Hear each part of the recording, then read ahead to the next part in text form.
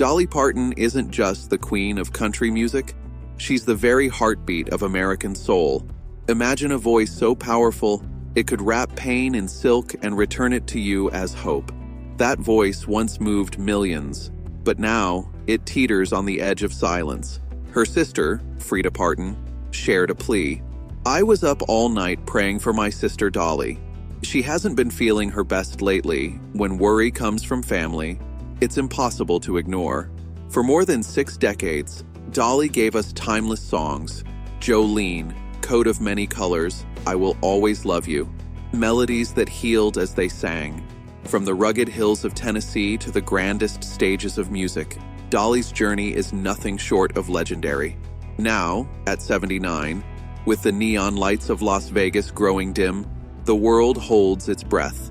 Will the voice that gave us so much find its strength once again? Before you read on, light a candle in your heart. Say a quiet prayer for the woman who has poured her soul into ours. Some spirits are born carrying more weight than anyone should. Dolly Rebecca Parton was one of those rare souls. Born in 1946 in Sevier County, Tennessee, Dolly's lullabies were the whispering wind, and her cradle was a humble one-room cabin without power or running water, just cold walls and the steady, tired breath of her mother. Her family was so poor they paid her delivery doctor with cornmeal. That cold night wrapped itself around them like a second skin. They didn't just live in poverty, they survived it. Winters stretched long and harsh, but warmth was a shared gift. 12 children under one roof, one blanket between them. Dolly would wake to see her breath floating in the frigid air. "It was the only warmth we knew," she once said. Summers brought little relief. Icy rivers, scraped feet, and smoke-stained hair.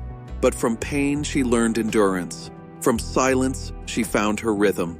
Her father couldn't read or write, but his hands spoke of sacrifice. Her mother, worn thin from raising 12 children, sewed, sang, and kept their fragile world together. By age 6, Dolly was already a caretaker, stirring beans, rocking babies, hauling water. There were no toys, only a belief that love meant work. Then, in 1955, tragedy struck. Her baby brother Larry died after just 4 days. There was no funeral, just a quiet patch of earth, a silence she would carry for the rest of her life. Some of her songs, she later revealed, were whispered messages to the brother she barely knew. School was another battlefield. Her mother sewed her a coat from scraps, each patch stitched with love. But to classmates, it looked like rags, and they laughed. Dolly walked home with her head held high, tears burning in her eyes. Years later, she transformed that pain into Coat of Many Colors, a song so powerful it still breaks her voice every time she sings it. By 7, music was her lifeline. She wrote songs before she could spell, turning grief into lullabies, hunger into harmony. "I didn't write to be famous," she said. "I wrote to survive." That voice, carved from poverty, loss, and silence, became her only shield. That little girl still lives within her, resilient, quiet, patiently waiting for the next dawn. For Dolly, music was never just sound. It was salvation. And every time she sings, that girl from the Smoky Mountains sings too, defiant, tender, unbroken. Some saw Dolly as a novelty. Some saw only a smile. But beneath that sweetness was steel. Beneath the glittering sequins lived a barefoot girl who once sang just to survive. "I didn't come all this way to be told who I am," Dolly declared later. And in 1973, she proved it.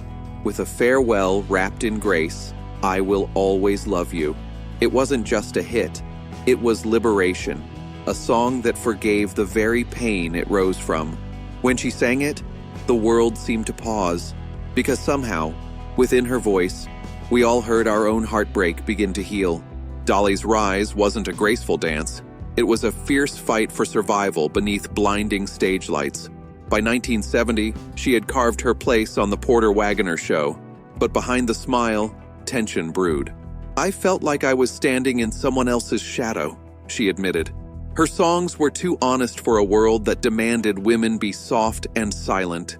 So in 1974, she walked away, not in anger, but in song. "I will always love you" became her parting prayer. "I cried all the way to the top of the charts," she confessed years later. But Dolly had already stirred the waters. Jolene, released just a year earlier, was a raw, trembling plea. So simple, it cut straight to the bone. "They thought it was just a hit," she said, "but it was a mirror." While Nashville tried to box her in, Dolly wrote through the pain. Motel rooms, blistered fingers, cold coffee. "Writing was how I fought my battles," she said. Her guitar was her armor. The mid-70s tested her body and soul. Tour after tour, sleepless nights, her voice frayed, her body ached. Some nights she'd collapse backstage, sequins scattering across the tile. She'd laugh and say, "Guess I sparkled too hard tonight." Still, she refused to give in. "I won't be reduced to a formula," she vowed. Then, in 1977, her sound broke through again. "Here You Come Again" stormed the charts. Critics called her a sellout. She just smiled. "I wasn't leaving country. I was taking it with me." Then came 9 to 5, written in one sleepless night on a movie set. A melody, a war cry. It became an anthem for working women everywhere. But behind the success, Dolly was unraveling, fueled by coffee, painkillers, and sheer willpower. "Some nights," she said, "I'd look in the mirror and not recognize the girl staring back." The 1980s brought quiet storms. Trends came and went, but Dolly didn't chase them. She stood firm. Hits like Tennessee Homesick Blues and Why'd You Come In Here Looking Like That proved her staying power. "If I chased trends," she said, "I'd get lost in the crowd." By decade's end, Dolly wasn't just at the top. She'd reshaped the mountain itself. Her voice, sacred. Her pen, a record of heartbreak, faith, and grace. But even at the height of fame, silence shadowed her. On quiet tour bus rides, her thoughts drifted. Back to Locust Ridge, Tennessee, 1955. To the cabin, the cold, and her baby brother Larry, who lived only 4 days.